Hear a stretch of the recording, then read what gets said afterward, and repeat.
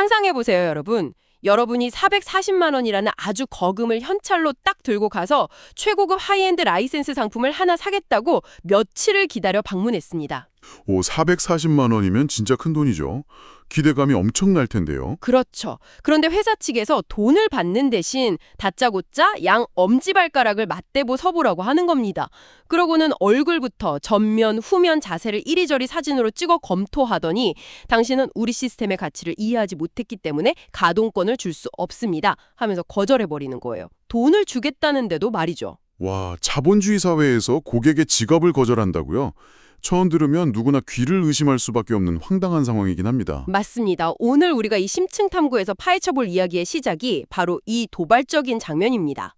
라만 홀딩스라는 기업의 휴먼 OS 프로젝트에 대한 이야기인데요. 아, 휴먼 OS 프로젝트? 네, 아주 흥미로운 주제죠. 네, 이들은 단순히 우리가 몸이 아프면 약을 먹고 고친다는 그 상식을 넘어서요.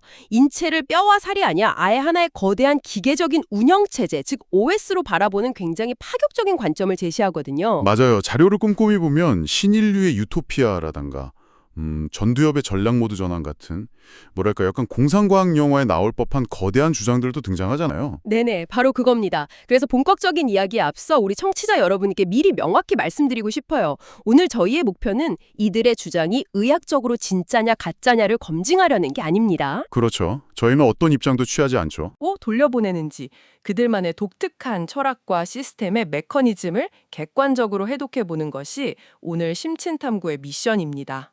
좋습니다. 그 논리의 밑바탕을 제대로 이해하려면 이들이 지난 25년간 축적해왔다는 엄청난 임상 데이터를 먼저 살펴봐야 하거든요. 25년이면 진짜 긴 시간인데요? 데이터 규모가 어느 정도나 되나요? 무려 1만 3천 명에서 많게는 2만 3천 명 이상의 데이터를 기반으로 내린 결론이 하나 있습니다.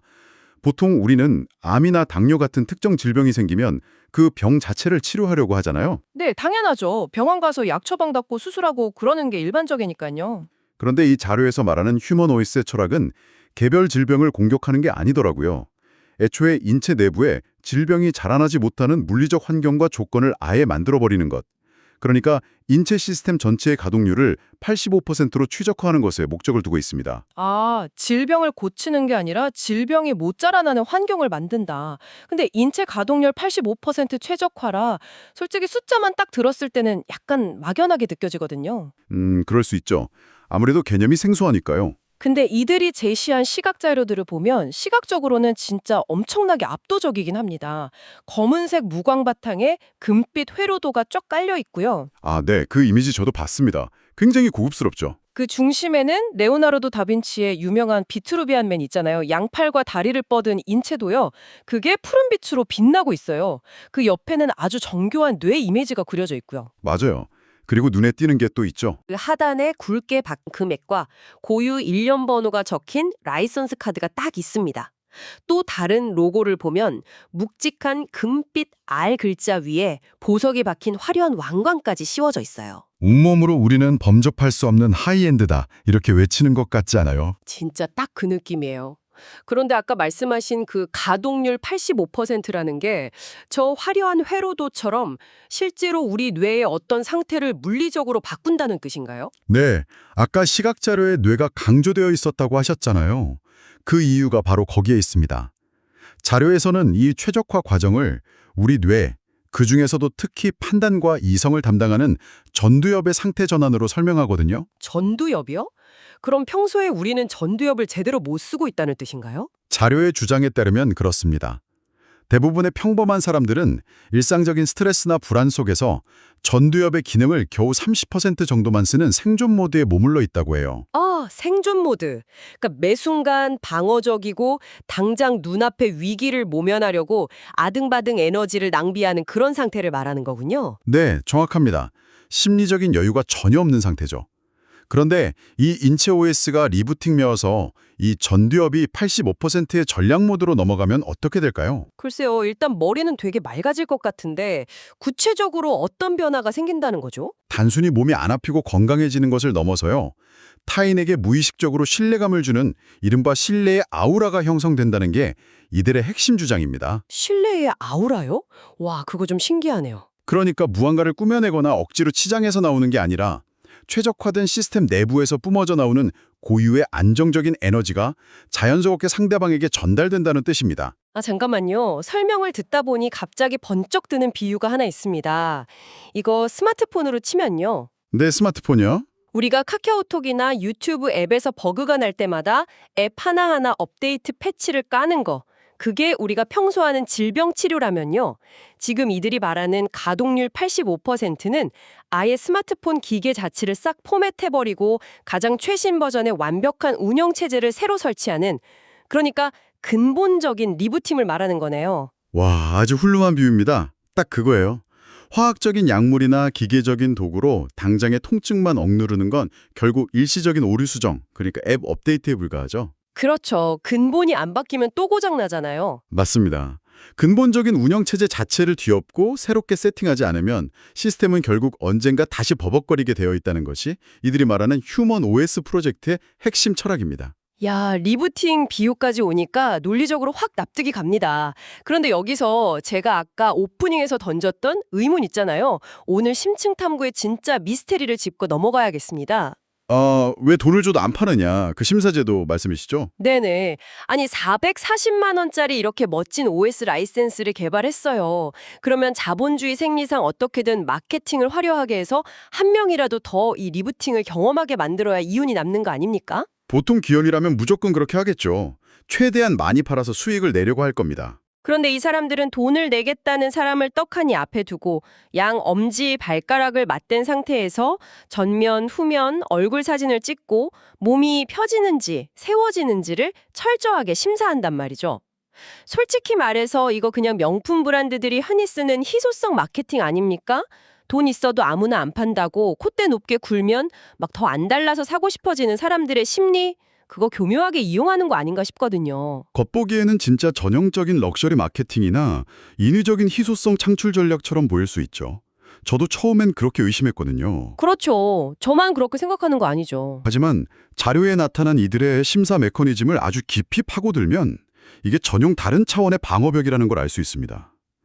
이 심사 과정에서 몸이 펴지고 세워지는 것을 확인한다는 건요, 단순히 겉보기에 체형 교정이 잘 되었나를 평가하는 게 아니더라고요. 체형 교정이 아니면 대체 뭘 보는 건가요? 이 물리적인 체형의 변화는 인체 내부 세포의 미토콘드리아 활성화와 생체 에너지 공급 경로가 제대로 열렸다는 것을 증명하는 아주 중요한 생물학적 지표라는 게 이들의 설명입니다. 잠깐만요. 엄지 발가락을 맞대고 자세가 펴지는 거랑 미토콘드리아 활성화가 곧바로 연결이 된다고요? 솔직히 그 둘 사이의 거리가 너무 먼 것 같은데요. 처음 들으면 좀 비약 같죠? 그런데 이들의 원리를 찬찬히 따라가 보면 이렇습니다. 우리가 일상에서 구부정하게 왜곡된 자세로 살아갈 때 단순히 뼈만 휘는 게 아닙니다. 아, 뼈 말고 다른 것도 영향을 받나요? 그럼요. 혈관, 신경, 그리고 인체의 에너지 전달망 전체가 같이 꼬이고 압박을 받게 되거든요.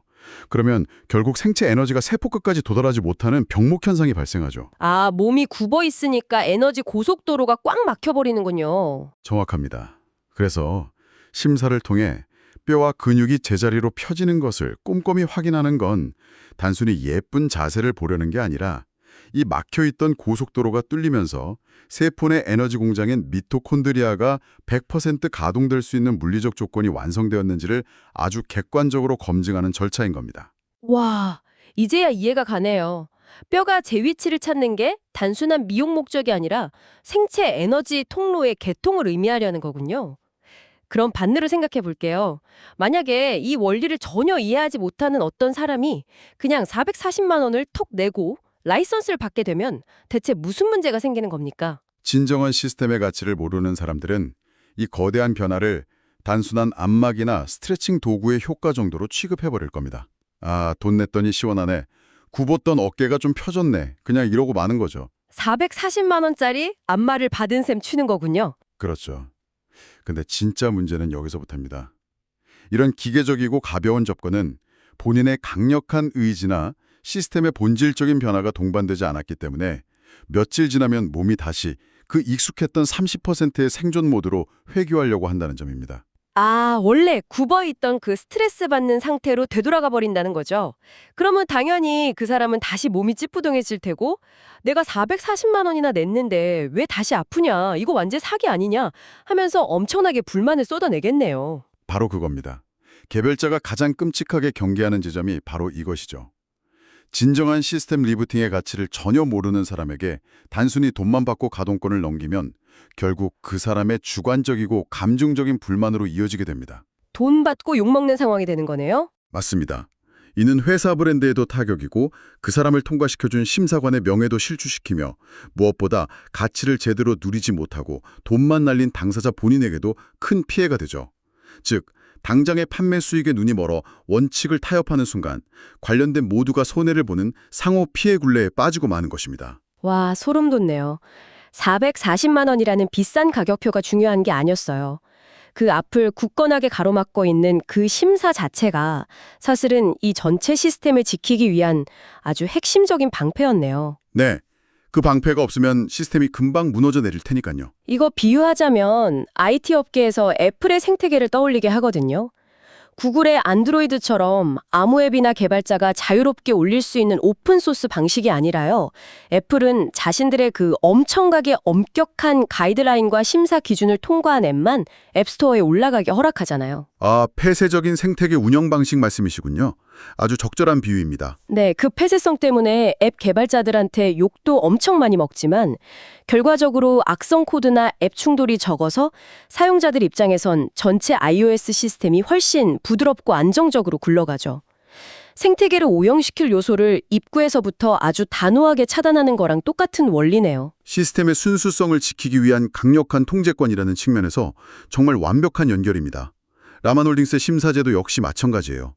불필요한 논쟁이나 주관적인 억지, 그리고 그런 클레임을 방어하느라 쏟아야 하는 엄청난 감정 소모와 에너지 낭비를 원천적으로 차단해버립니다. 감정 소모를 막는다는 게 사업에서 정말 중요한 포인트죠. 그럼요. 상호 존중과 신뢰가 없는 상태에서의 거래는 결국 양쪽 모두를 갉아먹을 뿐이니까요. 자, 그럼 반대로 한번 생각해 보시죠. 이 까다로운 심사를 기어이 통과한 사람들, 즉 진정한 가치를 아는 자들끼리만 교류하는 비즈니스 생태계가 굳건하게 구축된다면 과연 어떤 일이 벌어질까요? 굳이 이게 왜 좋은지 처음부터 끝까지 구구절절 설명하거나 변명할 필요조차 없겠죠. 이미 같은 언어, 같은 원리를 완벽하게 공유하고 있으니까 진짜 불필요한 감정 낭비가 개로에 가깝겠네요. 바로 그 지점입니다. 주관적인 개인의 억지나 불만이 전체 사업의 방향성을 흔들어 놓는 것을 완벽하게 막고 오직 객관적이고 사실적인 기준에 의해서만 시스템이 유기적으로 작동하게 됩니다. 잡음이 없으니 진행이 엄청 빠르겠어요. 네, 이견이 없으니 속도가 빠르고 갈등이 없으니 구성원들의 에너지가 보존되죠. 이를 통해 모두가 상생하는 고효율 비즈니스 생태계가 만들어지는 겁니다. 결과적으로 그들 공동체의 자산 가치가 외부의 오염으로부터 완벽하게 보호되는 아주 놀라운 효과를 낳게 되는 거죠. 와, 겉보기에는 고객을 튕겨내는 오만한 방식인 줄 알았더니 사실은 내부의 귀중한 자산을 완벽하게 감싸 안는 아주 정교한 방어막이 쳐져 있었던 거군요. 네, 완전히 관점을 바꿔서 봐야 하는 비즈니스 모델인 셈이죠. 그런데요, 제가 이들의 철학을 쭉 따라가다 보니까 여기서 한 걸음 더 나아간 굉장히 파격적인 비전이 하나 등장하더라고요. 자료를 보면 이들은 단순한 건강이나 비즈니스 효율을 넘어서 라만 제국이라는 거창한 단어까지 씁니다. 아, 제국이라는 단어가 주는 무게감이 상당하죠. 네, 최상위층이 존재하지 않고 동물의 세계 같은 약육강식이 배제된 신인류의 유토피아를 만들겠다. 자립경제 능력을 통해 진정한 자유민주주의를 실현하겠다. 솔직히 말해서 좀 무겁고 거창하게 들리거든요. 근데 여기서 저는 아주 강한 모순 하나를 발견했습니다. 오, 모순이요? 어떤 부분을 말씀하시는 건가요? 아니, 이렇게 완벽한 평등과 약육강식이 없는 유토피아를 꿈꾼다고 하면서요. 정작 이 거대한 시스템을 기획한 내 몸에 맞게 사설 연구소에 김강산 연구소장 본인에게 무려 7억 원이라는 어마어마한 위약금을 걸어두었던 대목이 딱 나옵니다. 네, 7억 원의 위약금 조항, 분명히 자료에 명시되어 있죠. 아니, 자기가 만든 이상적인 유토피아인데 본인 스스로한테 왜 이렇게 가혹한 물리적 족쇄를 채우고 통제하는 겁니까? 본인 스스로의 의지나 도덕성을 못 믿는 건가요? 아니면 그냥 외부에 보여주기 위한 일종의 쇼인가요? 야, 이 지점은 정말 인류의 역사와 권력의 속성에 대해 아주 날카로운 통찰을 담고 있는 핵심적인 부분입니다. 역사적으로 수많은 유토피아적 사상들이 왜 결국 디스토피아로 전락하고 처참하게 실패했는지를 생각해 보시면 그 답이 바로 나옵니다. 유토피아의 실패 원인이요? 무언가를 이끄는 리더의 감정 안정성이 무너지는 그 순간, 그 조직은 필연적으로 강압과 통제, 더 나아가 폭력으로 변질되어 버리기 때문입니다. 아, 무슨 말씀인지 알겠습니다. 리더가 외부 압력이나 스트레스 때문에 그 85%의 전략 모드에서 떨어져서 30%의 불안한 생존 모드로 훅 추락해버리는 순간 자기 살겠다고 남을 지배하고 억누르려 할 테니까요. 그 권력의 폭주를 막을 수 없다고 아주 냉정하게 단언하고 있습니다. 타인에게 인체 가동률 85%의 최적화를 요구하려면요. 그 시스템을 설계하고 이끄는 리더 본인부터가 정말 철저하고 강박적일 정도로 그 85%의 상태를 완벽하게 유지해야만 합니다. 그러니까 본인이 무너지면 전체 시스템이 오염되니까 그걸 막으려고 배수진을 친 거군요? 맞습니다. 그래서 7억 원의 위약금은 단순한 상징이나 보여주기식 쇼가 아닙니다. 이 순수한 자유의지에 기반한 이상향이 리더의 한순간의 오판이나 감정적 동요로 인해 오염되는 것을 원천적으로 막기 위해 스스로를 묶어두는 가장 현실적이고 강력한 무관용 원칙인 셈이죠. 와, 정말 놀라운 발상의 전환이네요. 다른 사람들을 심사하고 깐깐하게 평가하기 이전에 창조자 본인에게 가장 혹독한 잣대와 물리적 제약을 들임으로써 이 시스템의 무결성을 스스로 증명하고 있었던 거였어요. 네, 리더 스스로가 가장 강력한 통제 안에 들어가 있는 거죠. 이제야 그 위압적인 왕관 로고와 440만 원짜리 라이센스, 그리고 결코 타협하지 않는 그 까다로운 심사 방식이 왜 존재해야만 했는지 이 거대한 퍼즐 조각들이 하나로 쫙 맞춰지는 기분입니다. 저도 이 자료들을 분석하면서 그 철학의 깊이에 꽤 놀랐습니다. 자, 이제 오늘 우리의 심층 탐구를 요약하고 슬슬 마무리해봐야 할 것 같습니다. 오늘 다룬 라만 홀딩스의 가동권 심사 방식은 단순히 콧대 높고 거만한 마케팅의 일환이 전혀 아니었습니다. 네, 절대 아니었죠. 그것은 진정한 가치를 모르는 사람들의 주관적인 불만과 오해로부터 회사와 참여자 모두의 상호 피해를 막아내고 85%의 전략 모드로 살아가는 고효율 생태계의 순수성을 굳건하게 지켜내기 위한 아주 고도화된 시스템적 방어 장치였습니다. 그리고 그 깊은 근저에는 억압이나 강제가 아닌 리더 스스로에 대한 가혹한 통제를 통해 완성하려는 진정한 상생의 철학이 자리 잡고 있었고요. 오늘 우리가 분석한 이들의 논리 구조는 특정 기업의 사업 방식을 넘어서서요. 우리에게 아주 흥미롭고 보편적인 시각을 제공해 준다고 생각합니다. 결국 진정한 가치를 지키기 위해서는 절대 타협하지 않는 명확하고 객관적인 기준이 반드시 필요하며 누군가를 통제하려 하기보다 나 자신의 시스템을 먼저 최적화하는 것이 모든 상생의 진짜 출발점이라는 사실 말입니다. 맞습니다. 아주 정확한 요약이네요. 그래서 오늘 저희가 해독해낸 이 철학들을 바탕으로 마지막으로 이 방송을 듣고 계신 여러분 스스로에게 던져볼 만한 재미있으면서도 살짝 도발적인 질문을 하나 남길까 합니다. 네, 청취자 여러분도 한번 곰곰이 생각해 보시면 좋을 것 같아요. 만약 오늘 살펴본 자료들이 주장했던 것처럼 우리 몸이 정말로 무수한 코드로 이루어진 하나의 거대한 운영체제, 즉 OS라고 한번 상상해 보시죠. 그렇다면 여러분, 우리가 매일 무의식적으로 방치하고 있는 구부정한 자세, 억지로 참아내며 속으로 삭히는 직장에서의 극심한 스트레스, 그리고 전혀 해결하지 못한 부정적인 감정들이 어쩌면 이미 우리 몸의 OS를 아주 조금씩 야금야금 해킹하고 있는 것은 아닐까요? 아, 스트레스가 시스템을 해킹하는 바이러스인 거군요. 그렇죠. 언젠가 이 시스템이 완전히 다운되어서 더 이상 돌이킬 수 없는 치명적인 에러 메시지, 즉 질병이라는 화면을 딱 띄우기 전에 말입니다. 과연 우리는 우리 스스로의 전두엽을 30%의 생존 모드에서 85%의 전략 모드로 과감하게 리부팅할 의지가 있는지, 냉정하게 자신의 인체 가동률을 심사받을 준비가 되어 있는지 한 번쯤 깊이 고민해 볼 시점인 것 같습니다. 네, 스스로를 심사해 본다는 거 정말 의미 있는 질문이네요. 오늘 저희가 준비한 심층 탐구는 여기까지입니다. 여러분의 휴먼 OS가 언제나 최적화된 최상의 컨디션으로 가동되기를 든든하게 응원하면서 여기서 이만 인사드리겠습니다. 감사합니다. 네, 감사합니다.